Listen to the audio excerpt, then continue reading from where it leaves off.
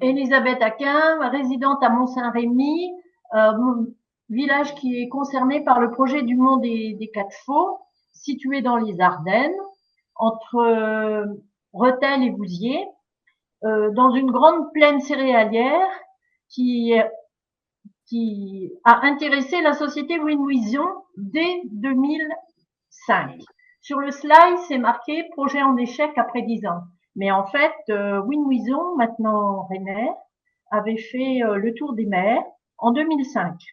De 2005 à 2014, il y a eu une période de développement de ce projet qui s'amorçait très très bien en 2014. Comme toujours dans ces projets-là, bien reçus par les maires, par la population non, mais par les édiles du secteur. Et donc, en 2014 a été créé le collectif du Mont des Quatre Faux, un collectif de défense. À la suite de quoi, en 2015, EDF, par l'intermédiaire de Winvision, qui n'avait pas la capacité financière à assurer le projet, a déposé une demande d'autorisation en préfecture des Ardennes. Cette autorisation n'a été validée qu'en 2017. En 2017, le collectif de défense du Mont des Quatre Faux a donc effectué un recours auprès du tribunal administratif de Châlons en Champagne. Il s'est passé du temps, on a eu la période de Covid et la décision de Châlons en Champagne du tribunal est tombée en 2020. Avec notre avocat, on a décidé de continuer, de poursuivre notre action et on est monté à la cour d'appel de Nancy. À la suite de quoi? Oui, c'est bon. Oui, ok. À la suite de quoi, la cour d'appel a pris le dossier en charge et en 2022, on a eu une première audience à Nancy.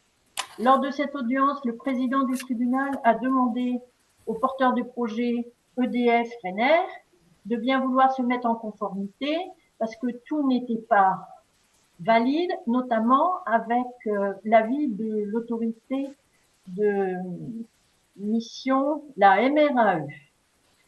On a donc attendu de 2020 à 2022 la possibilité d'avoir un recours qui soit en notre faveur. Bref, pour nous, depuis le départ, ce projet, c'était aussi inutile que coûteux. On n'avait personne pour nous défendre, on était tout seul. Donc, on a eu des appuis qu'en 2023, par l'intermédiaire d'ETNEF, RTEM, la Fed, pour participer à une enquête publique en 2023 qui avait été demandée par le président de la Cour d'appel de Nancy. À la suite de cette nouvelle enquête publique, avec un avis défavorable de la MRAE, le dossier est reparti à la préfecture qui a marqué un accord. Le dossier a été mis en sommeil de 2022 jusqu'au 13 mars 2025 par la Cour d'appel de Nancy. Le rapporteur public, lors de cette audience du 13 mars 2025, nous a été très favorable, dans la mesure où son axe était essentiellement porté sur l'argumentation de l'encerclement de nos territoires. Nous, on avait à Mont-Saint-Rémy, on avait plus de 110 éoliennes autour de notre village. Je vous passerai le détail de toutes les éoliennes qui sont autour de chacun des 8 villages, mais en fait, il convient de constater à l'issue du rapport public que l'encerclement était reconnu, les indices de saturation au sol, à l'horizon, etc., étaient tous au-delà des seuils d'alerte. Alors, notre avocat, dans ce contexte-là, n'a pas souhaité rajouter d'autres éléments au rapporteur public. Le président de séance a demandé à l'avocat du ministère de la Transition écologique de bien vouloir défendre le projet. Il n'y a eu aucune intervention valable dans la mesure où, comme le disait tout à l'heure monsieur Bruno Latsou, la représentante du ministère de l'écologie s'est bornée à dire que oh là là, on n'est pas dans les objectifs fixés par la Commission de Bruxelles. Bref, on passe là. Le représentant des maires qui a été appelé à la barre pour représenter les 8 communes des Ardennes, lui s'est retranché vers je voudrais dire la brochure d'information d'EDF en disant que c'était un projet créateur de biodiversité, etc. Tout ce que vous connaissez les uns et les autres quand il y a un projet qui s'installe dans vos régions. Hein. Il y a eu un projet au service des initiatives locales, un projet d'énergie renouvelable significatif, etc., etc.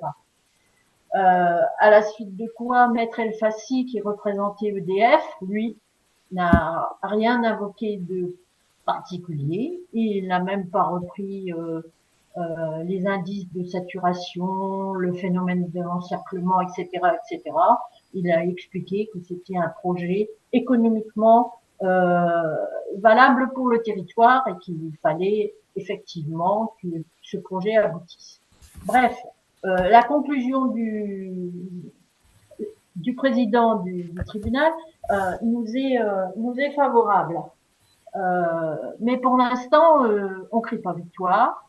Le président de l'association du Mont des Quatre Flots n'a pas souhaité, à l'instar d'EDF, s'exprimer sur cette décision, mais il est à noter que le collectif conserve espoir dans la mesure où, outre les seuils de saturation, les indices, etc., qui ont été développés dans la procédure de la Cour d'appel, il a été bien précisé que les atteintes ne paraissaient pas régularisables, sans une évolution très significative du projet, qui ne devait pas se borner à la suppression de quelques éoliennes et nécessiterait de réaliser une nouvelle étude d'impact soumise à une enquête publique.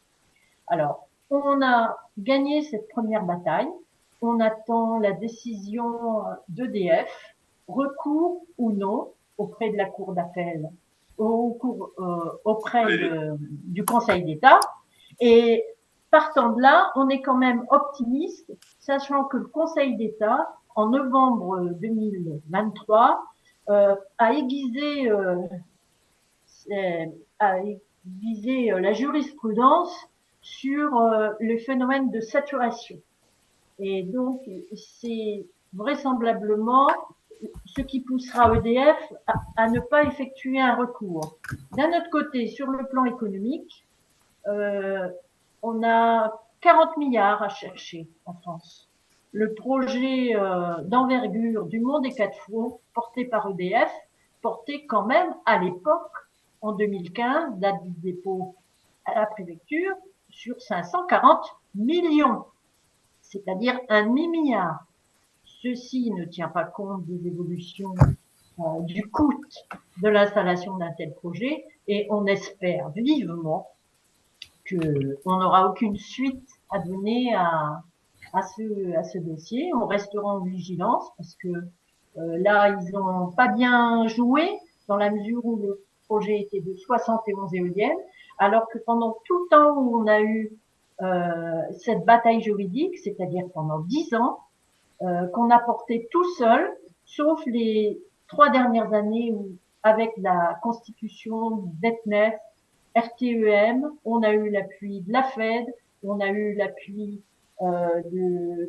d'autres associations, parce qu'il y avait un mouvement qui était enclenché par Nicolas et d'autres, et on s'est battu bec et ongles pour que la jurisprudence qui est maintenant à notre faveur puisse servir à d'autres projets.